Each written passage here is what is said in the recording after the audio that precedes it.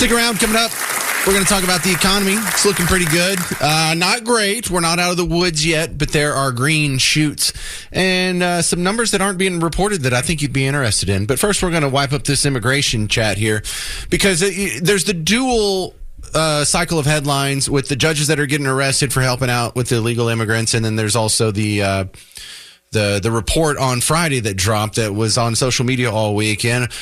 Minor American citizen children are now being deported, which is completely misleading, not true.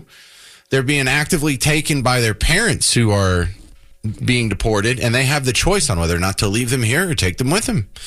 So it totally changes when you read past the first headline and the first paragraph and really the first 8 paragraphs. And you get to the part where, it was the mom's decision and she signed off on taking the kid with her. Well, that doesn't sound nearly as evil. 800-288-9227. This is David in Austin. You're on WBAP. What do you think, David? Well, listen, I listened to that so-called immigration expert. He's a partisan. He gave very inaccurate, false information about the difference between administrative law and criminal law. I've had a website for 10 years on the immigration law. In the 8 USC section 1325, I believe it is, about illegal entry. It's a criminal matter to begin with. That little paragraph, though, says that also they can impose civil penalties. And so the immigration lawyers, to build their craft, love to say, well, this is just a civil matter. It's not criminal. No, it's a misdemeanor crime. The first re-entry, the second and subsequent entries are felonies. That's the fact. Okay, but the first one, is that handled in a criminal court or a civil court, or do you have the choice? There's no such thing as a criminal and administrative in this matter. It's criminal. The fellow was wrong. He was not telling you an untruth. Okay, but there are different courts, right? There's civil court and criminal court. And do some of these cases go through the civil side of it? No, they're all criminal because it's a misdemeanor is a crime. It's just not something less than a year of incarceration. A year or more is a felony. All right, but I think what they would say, and I'm not the lawyer, I'm just trying to channel what I've heard from some of my guests here, is that, that misdemeanor would be taken care of in a criminal court, but this whole process of determining someone's status and whether or not they need to be deported would be in a civil court. No, that's not true. Okay. The guy's wrong. He's building up business for himself is all he's doing. Well, I don't really know enough to argue with you on this one, David, so I guess... Good. Well, I'm giving... Right, good. Yeah, I guess you win by default, David. Thank you for calling in. Yeah, if he's right, that is kind of a pain in the butt, isn't it? All right, let's talk about some economic news here, because what you are going to hear every day for the next 4 years, or at least 3.5 years, that the economy is the 7th level of hell. It's where you're in Dante's Inferno. You're just walking over hot coals every day, and every day that you're going to get a report from these certain platforms, it's going to be bad news. No matter what it is, no matter what happens, it's going to be bad. So if stock market goes up, look, the Trump's rigging the economy for millionaires and billionaires. Stock market goes down. Look, Trump's tanking the economy. You're not going to win. So don't ever expect to get fair reporting for the next 3.5 years on anything that could overlap one molecule with Team Red.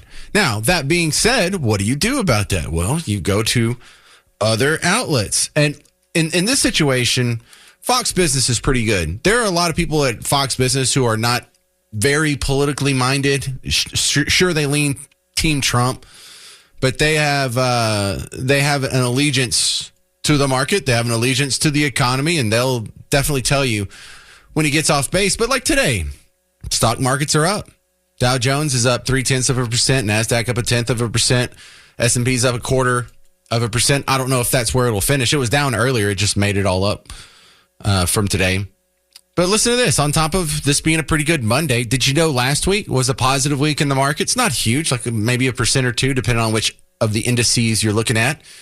But the week before that, you actually had a great day. I mean, a great week in the market. In fact, it was the best week in the market in 2 years since 2023, which isn't like a long-standing record, but it was better than any week that you had in 2024. Where were the headlines on that? Did you hear a whole lot of pounding on that? Did you hear a whole lot of that being thrown around in the news reports? No, you didn't. So I'll fill in some of that. Listen, if you're looking for reasons to be pessimistic, you can always find them in economic news. If you're looking for reasons to be optimistic or pessimistic, it's really the same thing. You can find what you're looking for if you dig hard enough. But make no mistake, you're not getting any better reporting on the economy than you got on Hunter Biden's laptop, or than you got on the Russia collusion hoax, or you got on the Jussie Smollett coverage. But we just had 2 good weeks, not great weeks. We had a good, like I'd say an almost great week and a pretty good week in a row. And we're starting off this week okay. But we do have this little 90-day window where the tariffs got paused, where that's about to run out. And so we're either going to get a handful of trade deals announced. They're working out some details, is what we're told. Scott Bessent said over the weekend, your Treasury Secretary. Or if these tariffs either come back on or we have to keep extending it, if he pushes the 90-day button again, then it doesn't even have to be bad news. It just has to be uncertainty, and the markets are going to struggle. The big one everyone's watching, though, is China. China is saying that they're not talking to Trump and they won't move and they're not going to play this game with Donald Trump. But they're secretly, and I don't want to say secretly, just without fanfare, making some changes and making some giving up a little bit of ideological territory, lowering some of their tariffs on semiconductors and airplane parts. And you're seeing a little bit of progress to where they're saying we're not standing, we're not budging. Trump can't make us do anything, but they're doing it while they're saying they're not. So we may, man, you know what I keep thinking of? When we did that time capsule a little over a month ago, it was on, I think, March 14th. We recorded a bunch of economic predictions on a James show, and I pulled that clip and I set it to the side. We're going to visit it next year. Next year, we're not even going to be talking about tariffs and trade wars. We're not going to be talking about surpluses and deficits in the trade partner situation. We may be talking about surpluses and deficits in our national budget. But the economy is looking pretty strong, and there's good reason to believe that it's only going to get better. Of course, if you really want to find some reasons to worry, you can find that.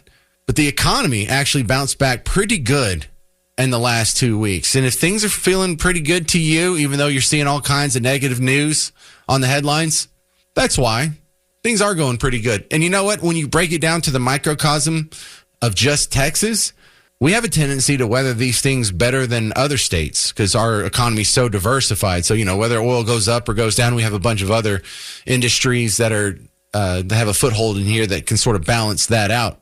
But things are looking good, and you're going to hear it here, whether it's good or bad.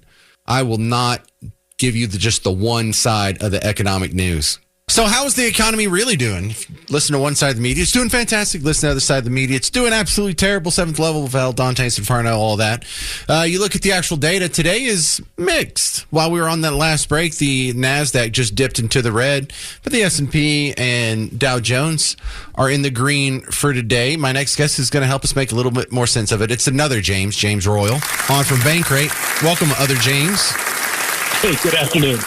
So, where are we at with the trade wars? I think that's what we're all looking for, is when this 90-day window of trade pause or tariff pauses expires, are we going to have enough deals for optimism going forward? Well, that's the real, $1 million question here, or $1.5 trillion question, or however you want to phrase that, right? Everybody's sort of focused on that. What happens? And we've seen a bounce back in the market in the last, week or 10 days, since Trump put that pause on. Trump has come out and said, well, we've got couple hundred deals in the works, but there's lots of indications that maybe that's not accurate. And the market is 100% keyed in on, the effects of these tariffs and what's going to happen here after this 90-day period. All right. Well, James, other James from Bankrate, I have a theory here. Like, he hasn't released any of the trade deals. I'm sure some of them are done, but as a businessman, you don't want to release them one at a time. You want to release them all at once so the other guys you're currently negotiating with can't see what the other guys got. Well, absolutely. So if you've got some deals in the can already, you don't want to know the terms. You don't want to reveal the terms that you gave to your first parties when, exactly as you say, when you're still negotiating with your other parties. And so, there's absolutely some reason to keep those in your vest until you're ready to reveal some successes and, where you're going to go forward. And so, but you're absolutely right. Well, I think the next question people are looking for is, when are the rates going to go back down? We all got spoiled with low interest rate mortgages and, lower borrowing on our credit card and auto loans. Is that coming back? Well, yeah, absolutely. We get back in 2020, 2021, we had, the Fed lowered interest rates to near zero as part of that COVID pandemic. Right now, the Trump tariffs the potential effects of the Trump tariffs are really leading investors to expect higher inflation. And, what that's translated into now is higher interest rates on 10-year bonds, which is the basis for mortgage prices, for mortgage rates. Right. So right now, investors are saying, hey, look, because of this expectation, we're expecting higher inflation. We need to get paid more for that. And so they're selling off bonds, which raises their yield, which makes mortgages more expensive. And so what we've seen in the last few weeks is those mortgage rates moving back towards 7%. So, we're going to have an economy that slows down a lot more for the Fed to decide that it needs to cut those short-term interest rates and settle that inflation. We're going to really need to see inflation settle down a lot before interest rates come back down. And, and then that translates into those lower mortgage rates for, your everyday buyers. So 4%, it's going to really take maybe even a recession before we see rates that low for some time. Don't we get the Q1 GDP number this week? We're going to see Q1. We're going to see the GDP numbers very soon, and we're going to, in not too much longer, we're going to see April unemployment figures as well. April inflation figures as well. So those are going to be important data points for investors. People are closely watching how much these tariffs are going to push up inflation. And so those are going to be key data points to see how the economy is performing and what we can expect from here. So we haven't seen a whole lot of push through yet from the tariffs in terms of inflation. But that's going to be the key watch point. And the thing is, a lot of investment banks, for example, have raised their expectations for recession on the basis of these tariffs and a slowdown in the economy due to that. So they're raising their expectations for recession in 2025. We'll see how it plays out. Well, James Royal, does Bankrate have a recession prediction number? Well, we don't make specific predictions on the odds of recession. But, I think one of the things we think about is, how should individual investors be thinking about this? And, markets go up, markets go down. And what you want to be doing is playing the long game as an individual investor, investing for the long term, and sticking to that long-term wealth building plan. So ultimately, that's the perspective that Bankrate takes when we're thinking about, how individuals should invest. That said, this could be a wake-up call if you don't have that emergency fund stocked with cash yet. You want to get that 3, 6, 9 months worth of cash so that, if something bad happens for the economy and you're affected, then you've got that bridge to get you to the other side safely. All right. Well, I feel attacked now. Thank you very much, James Royal from Bankrate. I do not have my emergency fund properly stacked up. He's right. I need to work on that. Thank you very much for helping us understand what's going on in the economy from Bankrate over there. Coming up next, you say you like Made in America. You say you want Made in America. But I can prove to you next that you don't really want Made in America. My next story, I got to give him credit. I heard first on the Casey Bartholomew Show here on WBAP on from 9 to 11 weekdays. But he found the story, and this was just, I've been looking for a test case like this. When it comes to Made in America, well, Shark Tank guy, one of the guys associated with Shark Tank, did an experiment. And there is an operation that makes shower heads. Now, they make them in Asia for now, but they wanted to see what would happen. What if we had some that were made in Asia and then some that were made completely in America? First, what would the difference in price be? And then secondly, how would you, as the consumer, react? Well, a lot of us have had our theories and tried to pull data from the real world, but rarely do you see a situation that is this stark and this decisive. For the shower head, and it must be some kind of awesome, luxurious shower head, for being made in Asia, $129. What the heck have you... I have never paid $129 for a shower head. Good Lord. I thought we upgraded. When we got the new house, Miss Parker wanted one of the shower heads with the little detachable handle or whatever. So we had to upgrade our shower head, and I think that was maybe $60. But the Shark Tank inventor here said, all right, what would it cost if we did this solely in America? Identical to the one that was manufactured in China. The U.S. supplier cost $239. Uh-oh. So that is a difference in price of $110, and this is for a shower head. So they sold the two identical websites on their website, Afina.com, AFINA.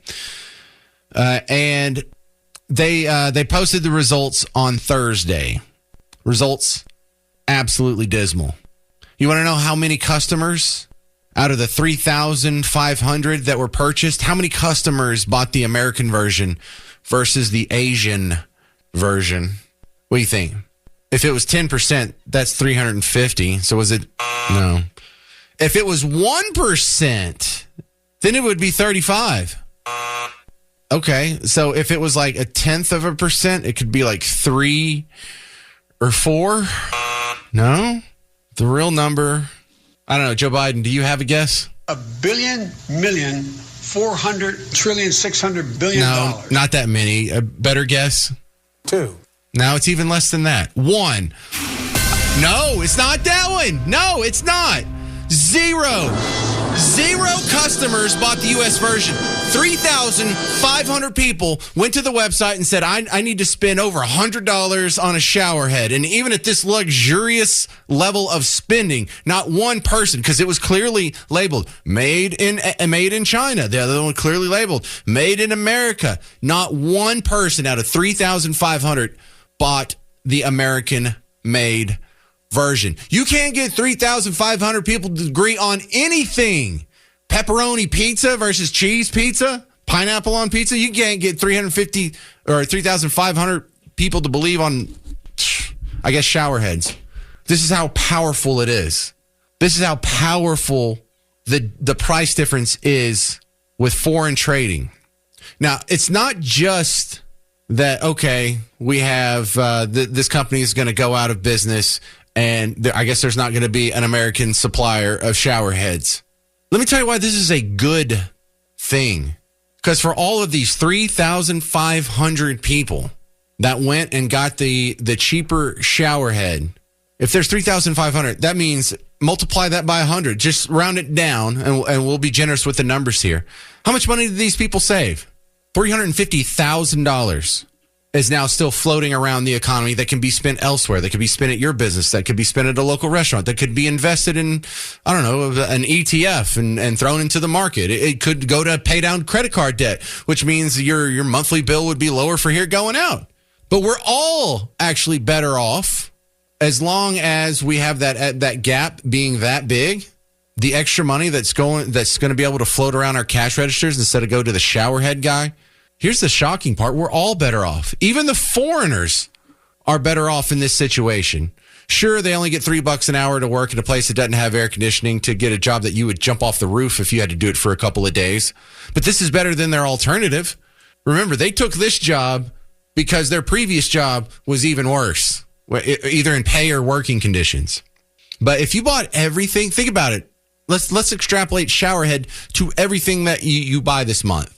You know how much your standard of living would go down if you had to buy everything made in America? You know what your entertainment budget would go to? It would go to 0. You'd probably have to get rid of one of your cars. You might even have to downsize into a smaller house or rent a smaller apartment.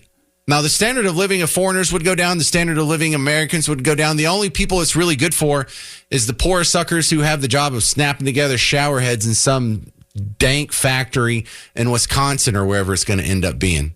That's the only guy that's getting a raw deal out of this. And this is for a job that's a pretty low level, sounds like an entry level factory job. It's not even a great job. So what, we're going to sacrifice the standard of living, not just for Americans, but for the people on the other side of the pond that are making it, just so this guy can keep what's essentially a crappy job by American standards? That's not smart, economically speaking. Steve Weatherford, you're on the James Show. Steve, what do you think? The cheap prices we pay for overseas products are in large part derived from very unsafe working environments, whereas we have OSHA and all kinds of regulatory compliance over here, environmental consideration. Right. If the cats in China had to comply with American OSHA and American regulatory compliance issues in their plants, their prices would be a hell of a lot higher too. Yeah, well, look, even if you did all the OSHA regulations, when you talk about like auto workers, they make $30 an hour or something like that here on average, and in Mexico it's like $3. So even if you want to throw on all the OSHA standards, yeah, it would raise their prices and it would be a pain in the butt for them. But it'd still be almost impossible for us to compete with these third world countries that have extra people doing nothing.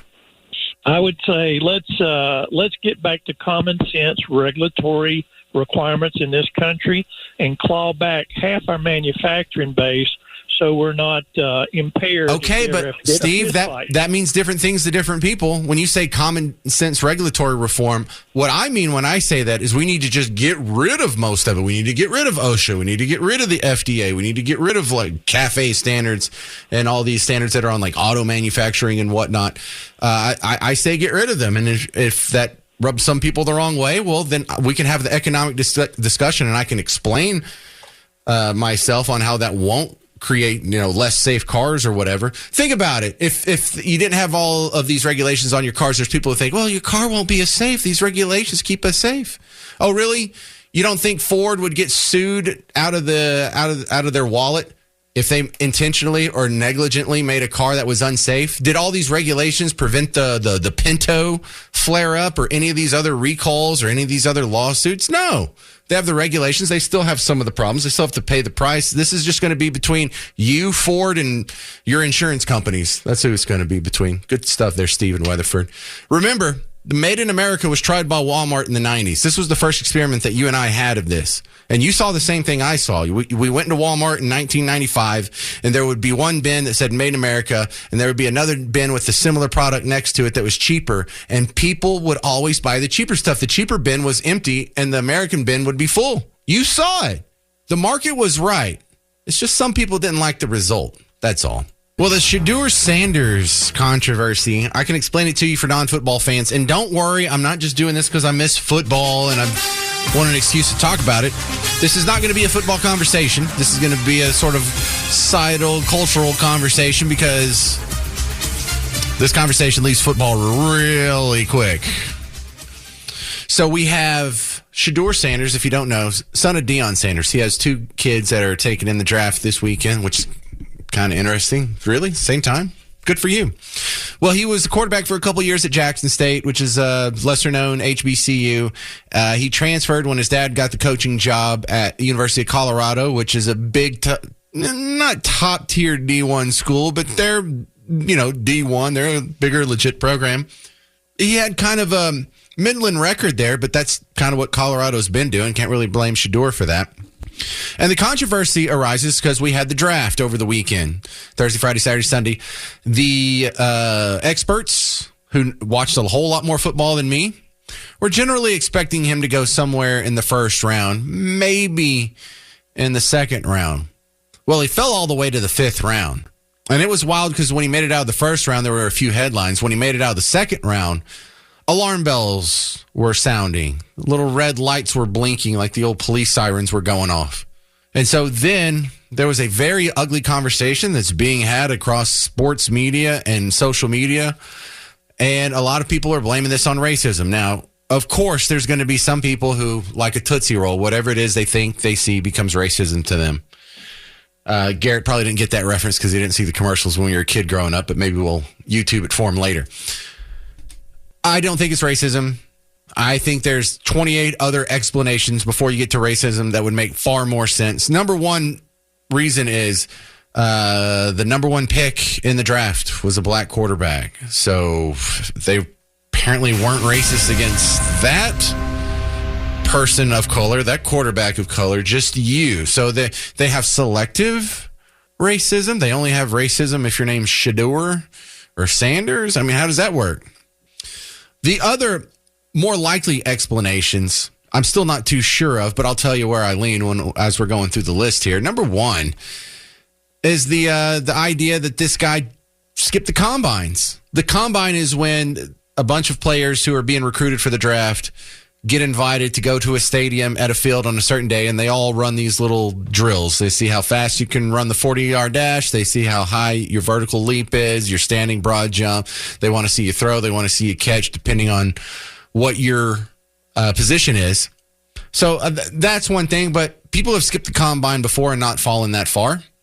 Another popular theory is that the interference of his dad, a lot of people saw as a pain in the butt. That's a maybe, but that would mean Dion is not the person that you and I see on TV. Dion is not the person that we've seen in interviews. Dion's not the person.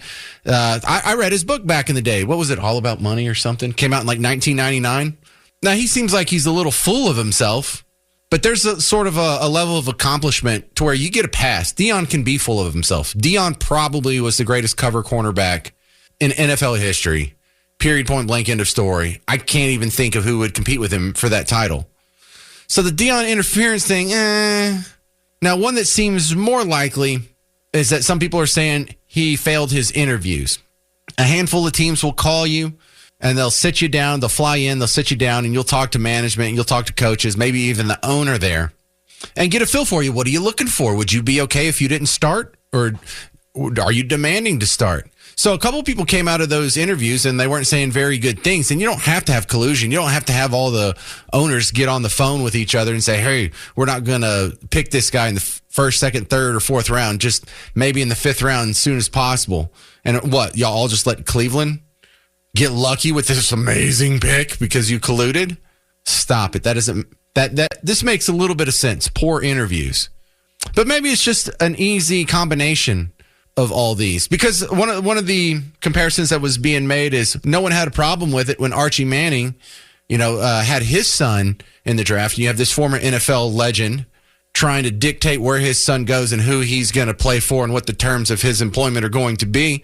That's not really a good criticism, because I remember a lot of people saying negative things about that. A lot of people criticizing Archie Manning, and people to this day, me included, think that's quite a punk move that Eli Manning got drafted by the Chargers and said, there's no way I'm going to go play in San Diego. Y'all can go ahead and trade me now. Yeah, that was a punk move. So no, they didn't escape criticism when it happened for Archie and Eli.